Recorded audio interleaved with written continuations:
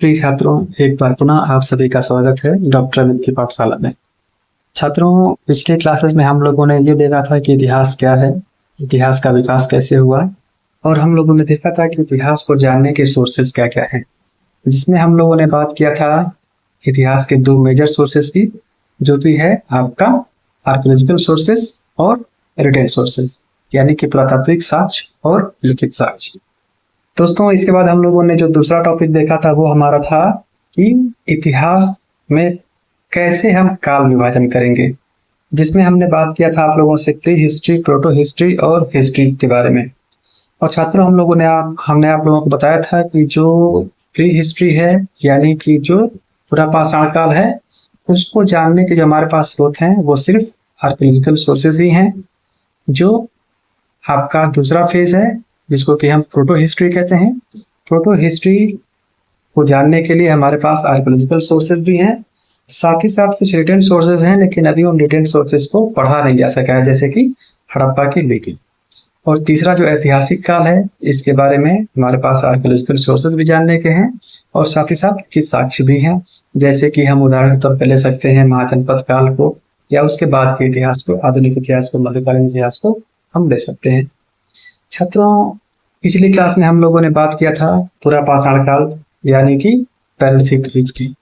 आज की क्लास में हम लोग बात करेंगे छात्रों मेसोलिथिक पीरियड के बारे में। आप सब लोग जानते हैं कि अभी इस समय कई सारे कॉम्पिटिटिव एग्जाम्स आ रहे हैं, जैसे अभी यूपी हायर का भी एग्जाम आ गया है। तो इस पॉइंट ऑफ व्यू से छात्रों, हमारी जो क्लासेस हैं, जो लेक्चर्स हैं, वो बहुत इंपॉर्टेंट होने वाले हैं। तो आप लोगों से हम रिक्वेस्ट करते हैं कि आप लोग बहुत ही ध्यानपूर्वक क्लासेस को पढ़िए, नोट्स बनाइए, और अगर कोई डाउट है तो आप लोग कमेंट बॉक्स में लिख करके हमसे डाउट आप लोग क्लियर कर सकते हैं। तो छात्रों, शुरू करते हैं आज की क्लास को। आज का टॉपिक है हमारा मेसोलिथिक पीरियड, यानी कि मध्य पाषाण काल।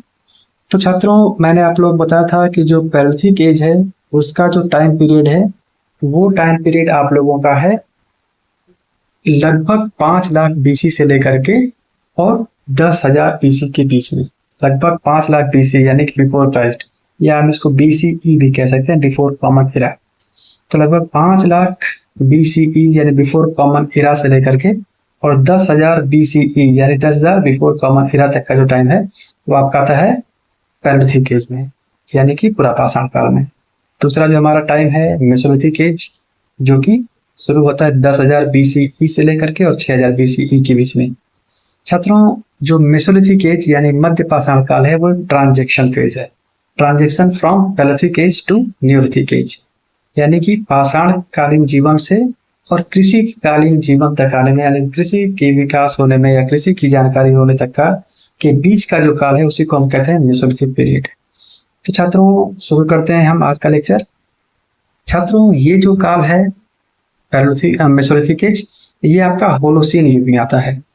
होलोसीन युग है छात्रों वो काल है जिसमें कि पृथ्वी में एनवायरमेंटल चेंजेस होने लगे थे। इस काल में जो धरती है वो थोड़ी वेट और वार्म, यानी कि गर्म और थोड़ी आर्द्र होना शुरू हो गई थी, और इसी कारण से धरती में ये जो क्लाइमेटिक चेंजेस हो रहे थे, इन क्लाइमेटिक चेंजेस के कारण ही धरती का जो सबसिस्टेंस पैटर्न है, यानी जीवन यापन का जो तरीका है, उसमें बहुत ज्यादा परिवर्तन देखे गए। किन तरीके के परिवर्तन हुए वो हम आगे क्लास में चर्चा करेंगे। तो ये जो होता है होलोसीन एज कहते हैं। होलोसीन एज यानी कि वो काल जिसमें कि धरती के अंदर कुछ जो एनवायरमेंटल चेंजेस हैं वो हमें दिखाई देते हैं।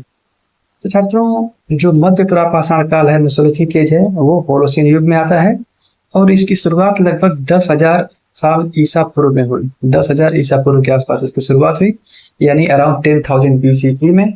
और इसकी जो खोज की थी, वो खोज की थी डॉक्टर ACL कार्लाइन। छात्रों, यहाँ पे CL कार्लाइन लिखा हुआ है, लेकिन ये ACL कार्लाइन है, आप लोग उसको करेक्ट कर लीजिएगा। डॉक्टर ACL कार्लाइन ने खोज की थी मेसोलिथिक पीरियड की 1857 के आसपास में, जबकि इन्होंने कि विंध्य क्षेत्र के आसपास में कुछ छोटे औजार, यानी कि जो मेसोलिथिक हैं, यानी छोटे जो औजार हैं, उसको इन्होंने प्राप्त किया था। और छात्रों, जैसा कि मैंने बताया कि एक संक्रमण काल है, यानी कि पैलेolithic एज से लेकर के और न्यूलिथिक एज के बीच का ये काल है, और लगभग 4,000 साल का ये काल है। तो ये एक संक्रमण काल है फ्रॉम पैलेolithic टू न्यूलिथिक पीरियड। छात्रों इसके बाद अगर हम देखें मेसोलिथिक टर्म को अगर हम दो पार्ट में डिवाइड करें, ये एक ग्रीक वर्ड है छात्रों। तो मेसोलिथिक एज, मेसो का अर्थ होता है ग्रीक भाषा में, मेसो का अर्थ होता है मध्य यानी बीच का क्षेत्र, यानी बीच का समय। और लिथिक का अर्थ होता है पत्थर, यानी कि मेसोलिथिक मध्यकालीन का पत्थर, यानी मध्यकालीन यानी मध्य का समय जिसमें कि पत्थर का प्रयोग होता है। तो मेसो का अर्थ होता है छात्रों मध्य और लिथिक का अर्थ होता है पत्थर, यानी कि ये जो काल है वो एक मिडिल स्टोन एज है। मिडिल स्टोन एज मतलब कि from paleolithic age to neolithic age, तो इसीलिए इसको हम मध्य पाषाण युग भी यानी कि मिडिल स्टोन एज भी कह देते हैं हम इस काल को। छात्रों जैसा कि मैंने बात किया था कि ये होलोसीन एज का टाइम है, यानी कि इस समय में बहुत सारे इन्वायरमेंटल चेंजेस देखे जा रहे थे, और इन इन्वायरमेंटल चेंजेस के कारण छात्रों जो मनुष्य का जो जीवन है उसके जीवन पैटर्न में भी आमूलचूल परिवर्तन देखे गए इस साल में। यानी कि इस समय जो मनुष्य है उसने छोटे जानवरों का भी शिकार करना शुरू कर दिया था। जो इंसान का समय जो जीवन था इस समय भी हंटिंग गैदरिंग पर आधारित था, यानी कि मेसोलिथिक एज में भी जो इंसान का जो मुख्य पेशा था, जो मुख्य ऑक्यूपेशन था वो हंटिंग एंड गैदरिंग ही था, यानी कि जानवरों का शिकार करना और उनको भविष्य में अपने खाने के लिए यूज करना या उनको प्रिजर्व करके रखना। तो यही ऑक्यूपेशन इस समय भी मेसोलिथिक एज में भी रहा मानव का। लेकिन जो एक परिवर्तन देखा गया वो परिवर्तन ये था कि पैलेolithic एज में इंसान जनरली बड़े जानवरों का शिकार करता था। इस समय में आकर के मनुष्य ने छोटे जानवरों का भी शिकार करना शुरू कर दिया था, जैसे कि मछली हो गई या अन्य जो छोटे जानवर हैं उनका शिकार करना शुरू कर दिया। और साथ ही साथ इस काल में आकर के मनुष्य ने जानवरों को डोमेस्टिकेशन भी शुरू कर दिया, यानी कि जानवरों को पालतू बनाना भी शुरू कर दिया। यानी कि इस समय तक आते आते मनुष्य को कुछ हद तक जानवरों का महत्व समझ में आने लगा। जैसे कि इसी काल में हम देखते हैं कि मनुष्य ने कुत्ते को भी अपना मित्र के रूप में, यानी कि जो सबसे पहले जो जानवरों को जो पालतू बनाया मनुष्य ने वो कुत्ता था, क्योंकि जो कुत्ता था वो मनुष्य का हंटिंग करने में हेल्प करता था, शिकार करने में हेल्प करता था। छात्रों इसीलिए आज भी हम मानते हैं कि जो कुत्ता होता है वो बहुत वफादार जानवर होता है और मनुष्य के हमेशा साथ रहता है। तो इसी तरीके से मनुष्य ने छोटे जानवरों को पालतू बनाना शुरू किया और छोटे जानवरों का अपने भोजन के में शिकार भी करना मनुष्य ने शुरू किया। ये जो मेसोलिथिक एज है इसके आखिरी फेज में आकर के छात्रों हम देखते हैं कि हमें कुछ थोड़े बहुत कृषि के भी साक्ष्य मिलने शुरू हो जाते हैं। कृषि जो है वो मूलतः नव पाषाण काल यानी कि न्यूलिथिक एज में विकसित हुई, लेकिन थोड़ा बहुत जो साक्ष्य है वो हमें मेसोलिथिक एज में भी कृषि के मिलने शुरू हो जाते हैं। यानी कि ये जो फेज है वो कृषि का मार्ग प्रशस्त करता है। छात्रों इसके अलावा मैंने आप लोगों को बताया था कि इस युग में मनुष्य ने छोटे जानवरों का शिकार करना शुरू कर दिया। साथ ही साथ अगर देखें तो इस समय का जो काल है मध्य पाषाण काल जो है वो एक तरीके से गतिहीनता के विभिन्न स्तरों को दर्शाते हैं। गतिहीनता के विभिन्न स्तरों को दर्शाने का मतलब क्या है कि इस समय मनुष्य जो है जो पैलेolithic एज में जो शिकार करने पर ही आधारित था, एक जगह से दूसरे जगह ज्यादा से ज्यादा शिकार करने के लिए जाता था, मूवेबल रहता था, यानी कि एक स्थान से दूसरे स्थान तक मूव करता था। इस एज में आकर के इंसान जो एक स्थान पर रह करके इसने जीवन शुरू किया, यानी कि काफी लंबे समय तक एक स्थान पर रह करके और अपना जीवन ये बिताना शुरू किया। तो ये एक तरीके से गतिहीनता का भी परिचायक इस काल को माना जाता है। छात्रों ये जो समय है मेसोलिथिक एज, इस एज में हमें पोट्रीज यानी कि जो बर्तन है वो जनरली नहीं मिलते हैं, लेकिन कुछ एग्जाम्पल्स हैं जहां से कि हमें थोड़े बहुत पोट्रीज मिली हैं। जैसे कि अगर हम बात करें तो जो मेसोलिथिक एज साइट है लंघनाच जो कि गुजरात में पड़ता है, इसके अलावा जो कैमूर क्षेत्र है जो कि मिर्जापुर बिहार उत्तर प्रदेश का जो क्षेत्र है, मिर्जापुर उत्तर प्रदेश का जो क्षेत्र है, वहां से हमें थोड़े बहुत मिट्टी के बर्तनों के साक्ष्य मिलने शुरू हो जाते हैं।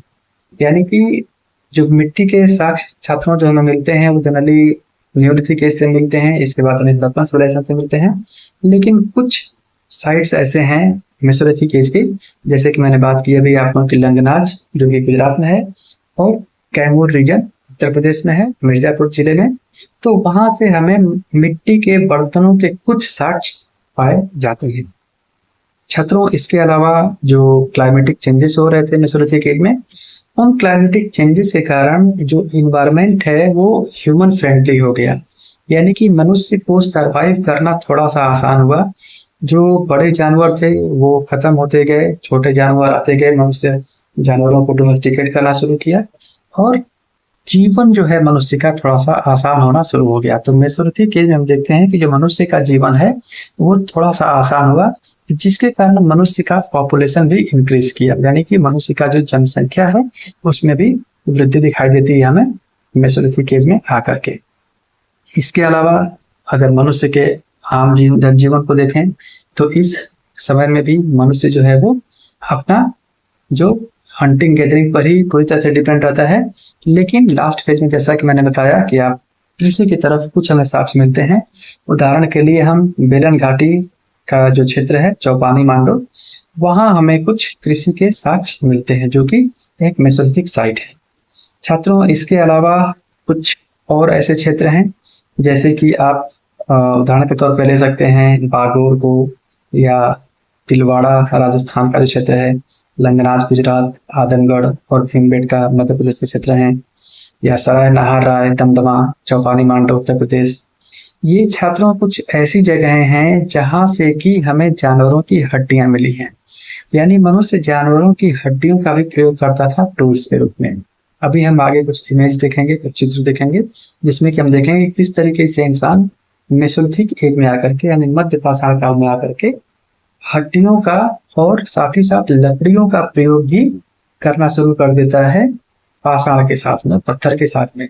यानी पत्थर के बीच में पत्थर को उसमें खोल करके और उसमें जो जानवरों की हड्डियां हैं और जो लकड़ियां हैं उनका प्रयोग करके हैमर वगैरह बनाना इंसान इस काल में सीख लेता है। तो छात्रों, ये जगह है बागोर तिलवाड़ा राजस्थान में, लंगनाज गुजरात में, आदमगढ़ भीमबेटका मध्य प्रदेश में, सराय नाहर राय दमदमा चौपानी मांडो उत्तर प्रदेश में, यहाँ से हमें जानवरों की हड्डियां मिलती हैं। छात्रों, इसके अलावा जैसा मैंने आप लोगों से बोला था कि इस एज में आकर के मनुष्य ने सबसे पहले कुत्ते को अपना मित्र बनाया था, कुत्ते का मदद लिया इंसान ने जानवरों के शिकार करने में। इसके साथ मनुष्य ने भेड़ और बकरियों को भी पालतू बनाना शुरू किया, और इस समय का जो मनुष्य है वो गुफाओं में रहता था, गुफाओं में निवास करता था। साथ ही साथ गुफाओं से निकल करके इस एज में आकर के मनुष्य जो है वो अर्ध स्थायी बस्तियां बसाना शुरू कर दिया, यानी कि आप ये कह सकते हैं कि सेमी परमानेंट सेटलमेंट की तरफ एक तरीके से इंसान बढ़ना शुरू हो गया। और इस एज में आकर के जो मानव का जीवन है वो कुछ जो आफ्टर डेथ लाइफ का जो इमेजिनेशन है, यानी कि मृत्यु के बाद भी जीवन होने का जो एक कल्पना है मनुष्य वो करना शुरू कर दिया था। और इसी कारण हमें कुछ मानव जीवन में कुछ ऐसे हमें कुछ रिचुअल्स देखने को मिलते हैं जो यहाँ के जो साइट्स हैं मेसोलिथिक एज की कुछ साइट्स हैं जहाँ से कि हमें मृतकों के साथ में कुछ क्रियाकर्म करने के या उनके साथ कुछ रिचुअल्स परफॉर्म करने के भी हमें कुछ साक्ष्य मिलते हैं। यानी मनुष्य के साथ कुछ जानवरों को दफनाना या उसकी जरूरतों की चीजों को दफनाना, ये भी हमें उदाहरण इस समय में मिलना शुरू हो जाता है।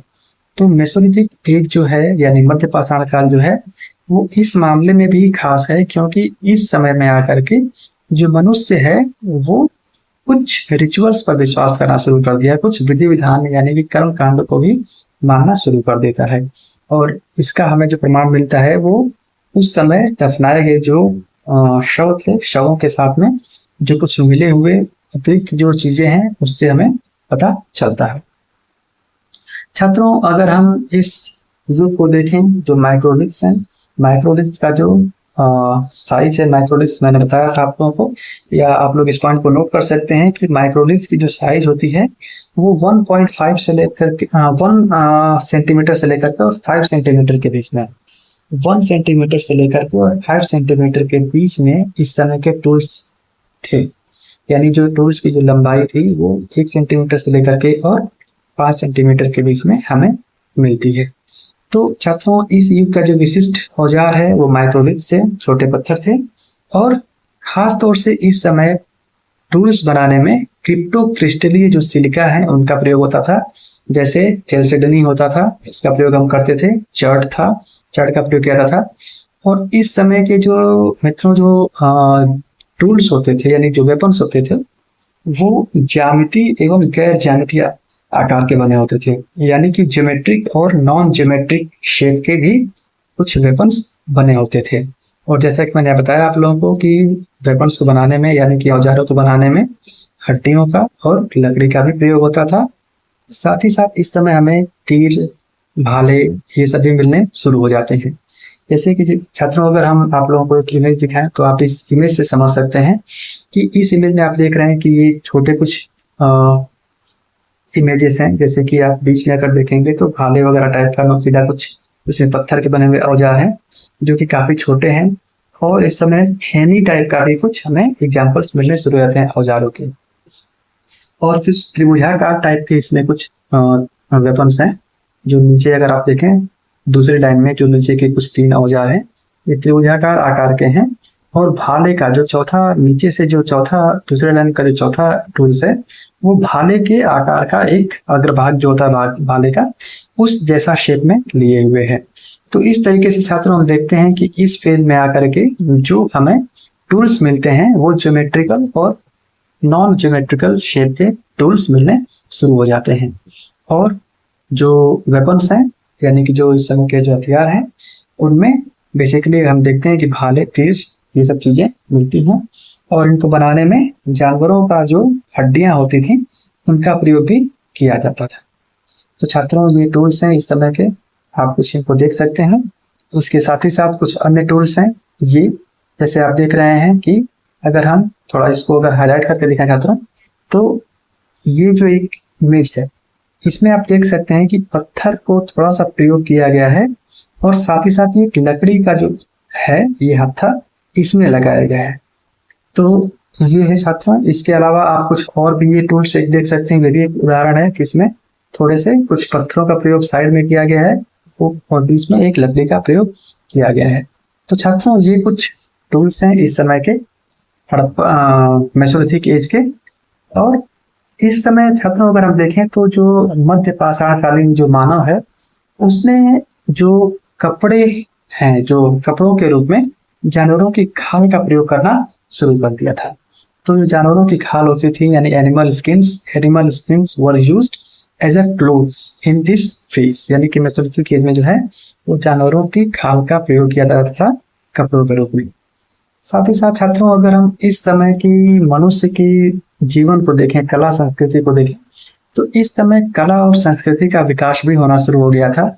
हम देखते हैं कि हमें कुछ गुहा चित्र मिलते हैं यानी गुफाओं में कुछ चित्र मिलते हैं छात्रों। इसके अलावा हम देखते हैं कि इस समय यानी मेसोलिथिक एज में जो गंगा यमुना का जो मैदानी क्षेत्र है वहां पर भी मानव बस्तियां मिलने शुरू हो जाती हैं। यानी ह्यूमन सेटलमेंट जो है वो एक तरीके से गंगा की गंगेटिक वैली में भी हमें मिलना शुरू हो जाता है। गंगेटिक प्लेन्स जो है वहां पे भी मिलना शुरू हो जाता है छात्रों। इसके अलावा अगर हम कुछ इंपॉर्टेंट साइट्स देखें इस समय की, तो इस समय के कुछ इंपॉर्टेंट साइट्स में आपका राजस्थान का बागौर क्षेत्र है। यहाँ से सर्वोत्तम प्रलेखित जो मध्य पाषाण स्थलों में से एक इसको माना जाता है। और ये बागौर कोठारी नदी के किनारे स्थित है।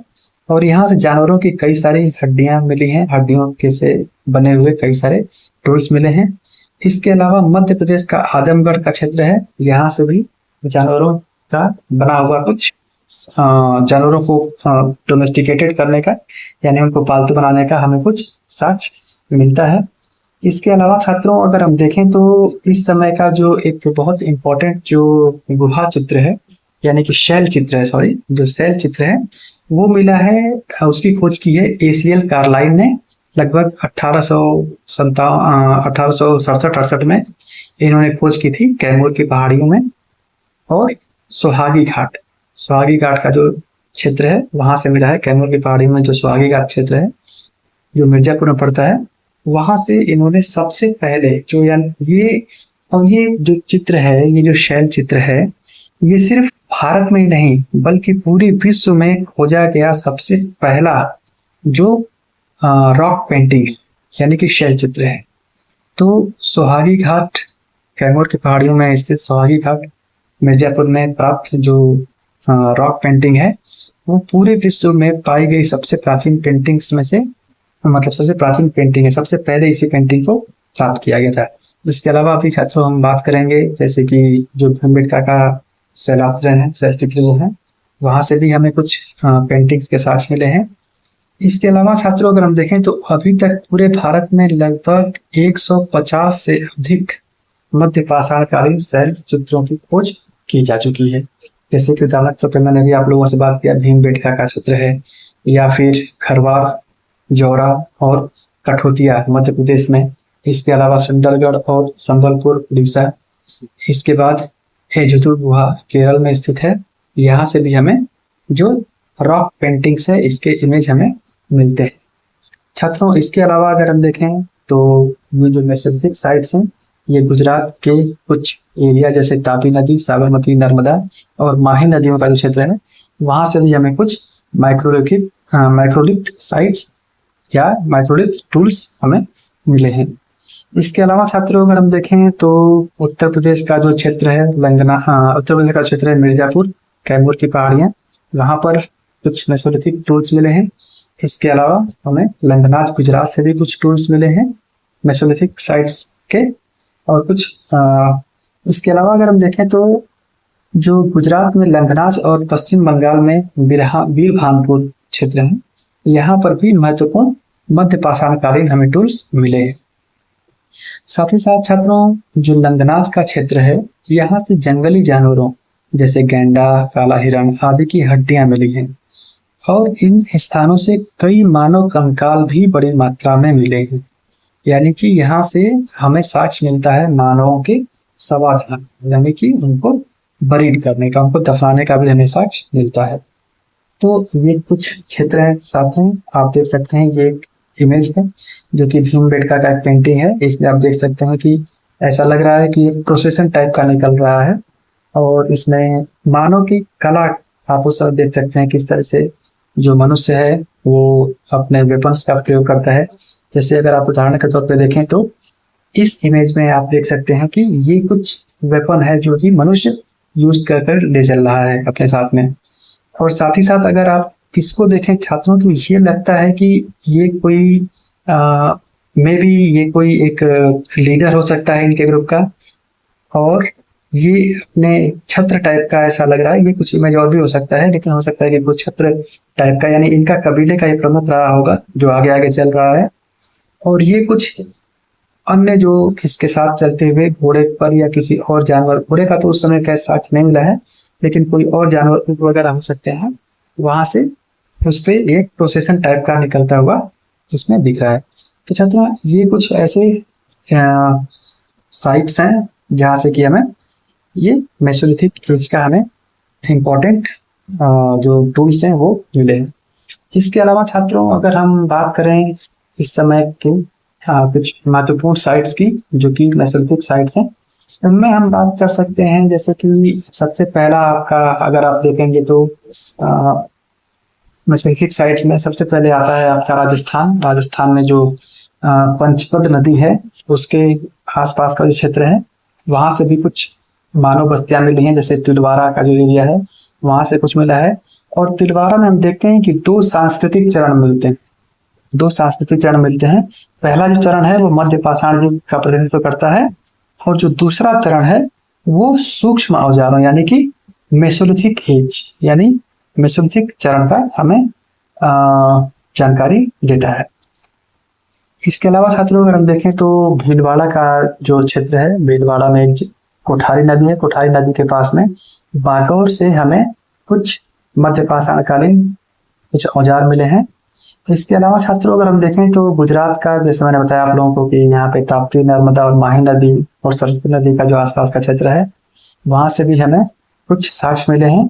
और इसके जो खोज की थी, यानी गुजरात के जो मेसोलिथिक साइट्स हैं, इसकी खोज डॉक्टर डी संकालिया ने किया था।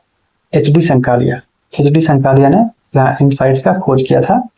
और यहाँ से रेत के टीले मिले हैं, 100 से अधिक टीले मिले हैं छात्रों। इसके अलावा उत्तर प्रदेश का जो प्रतापगढ़ क्षेत्र है, यहाँ का एक जो क्षेत्र है सराय नाहर राय, ये भी बहुत महत्वपूर्ण स्थल है। यहाँ से कई सारे स्तंभ गर्त मिले हैं और यहाँ पर ढेर सारे नर कंकाल भी मिले हैं, नर कंकाल मिलते हैं। और यहाँ से समाधानों का यानी कि मनुष्य को दफनाए जाने के भी साक्ष्य मिलते हैं। और हमें यहाँ पे शवों का जो सिर है यानी कि जो डायरेक्शन है जो समाधि देने की, वो पश्चिम और पैर जो है वो पूर्व दिशा में, यानी जो शव का जो सिर होता है वो पश्चिम दिशा में और जो पैर है वो पूर्व दिशा में हमें मिलता है। इसके अलावा छात्रों अगर हम देखें तो प्रतापगढ़ का एक अन्य क्षेत्र है मादहा, ये भी एक बहुत महत्वपूर्ण स्थल है। यहाँ से हमें कई सारे जानवरों जैसे कि बारहसिंगा, भैंस, हाथी, गैंडा, सुअर, कछुए और पक्षियों के हमें अवशेष मिले हैं। इसके अलावा छात्रों कुछ अन्य महत्वपूर्ण क्षेत्र हैं, जैसे लेखैया एक क्षेत्र है। लेखैया में अगर हम देखें, ये भी उत्तर प्रदेश में पड़ता है छात्रों। लेखैया जो है यहाँ से 17 नर कंकाल प्राप्त हुए हैं। ये पॉइंट्स आप लोग नोट कर सकते हैं, बहुत इंपॉर्टेंट पॉइंट है कि उत्तर प्रदेश का एक क्षेत्र है लेखैया, यहाँ से हमें 17 नर कंकाल प्राप्त हुए हैं। इसके अलावा छात्रों अगर हम देखें तो पश्चिम बंगाल का, जैसे मैंने बताया आप लोगों को, वीरभानपुर का क्षेत्र है। यहाँ से बीवी लाल ने यहाँ पे उत्खनन किया और यहाँ से गड्ढे और भूछिद्र मिले हैं, यानी कि गड्ढों में खुदाई करके इंसान वहां पे अपना कुछ स्ट्रक्चर क्रिएट करता होगा, बनाता होगा। और यहाँ से कई सारे झोपड़ियों के भी साक्ष्य मिले हैं, यानी कि मनुष्य यहाँ पे झोपड़ियां बना करके अपना निवास करता था। इसके अलावा छात्रों अगर हम देखें तो जो इस समय की जो जीवन शैली है, मैंने बताया आप लोगों को कि बेसिकली जो इस समय का मनुष्य है वो हंटिंग गैदरिंग पर ही आधारित था मनुष्य का जीवन, लेकिन साथ ही साथ कुछ जानवरों को इंसान ने डोमेस्टिकेशन करना शुरू कर दिया था। कला संस्कृति का भी इस समय विकास हो रहा था, जिसकी जानकारी हमें यहाँ के पेंटिंग से मिलती है। इसके अलावा छात्रों अगर हम देखें तो इस समय मनुष्य जो है वो कुछ अपने जो सुपरस्टिशंस हैं, यानी कि हम ये कह सकते हैं कि जो इस समय जो रिचुअल्स का परफॉर्मेंस है वो भी इस समय हमें देखने को मिलती है। तो छात्रों ये कुछ इंपॉर्टेंट पॉइंट्स थे जो कि हम मेसोलिथिक एज के बारे में हम लोगों ने देखा है। अगला जो हमारा लेक्चर होगा आपका न्यूलिथिक एज पर होगा। तो छात्रों मैं उम्मीद करता हूँ कि आप लोगों को आज के लेक्चर समझ में आया होगा और आप लोग आज के लेक्चर से बेनिफिटेड होंगे। आप सब लोग पढ़ाई करते रहिए और कोई भी डाउट हो किसी भी टॉपिक से तो आप लोग डिस्कस कर सकते हैं। मैं छोटे छोटे वीडियोस बना रहा हूँ, एक एक टॉपिक की वीडियो बना रहा हूँ, जिससे कि आप लोग टू द पॉइंट चीज़ों को बहुत इजीली समझ सकें। तो मिलते हैं छात्रों, फिर कल हम जल्द से जल्द कोशिश करेंगे पूरा एंशिएंट से लेके और मॉडर्न हिस्ट्री खत्म करने का। हमने टारगेट रखा है कि 3 महीने में हम इस पूरे हिस्ट्री को खत्म कर देंगे, यानी कि 1 महीना हम देंगे एंशिएंट हिस्ट्री को, 1 महीना मेडिवल और 1 महीना हम देंगे मॉडर्न हिस्ट्री को। तो छात्रों 3 महीने का हमारा टारगेट है कि 3 महीनों में हमें इस पूरे इंडियन हिस्ट्री को खत्म कर देना है। तो छात्रों मिलते हैं फिर हम नेक्स्ट डे अगली वीडियो में, तब तक के लिए शुभ रात्रि।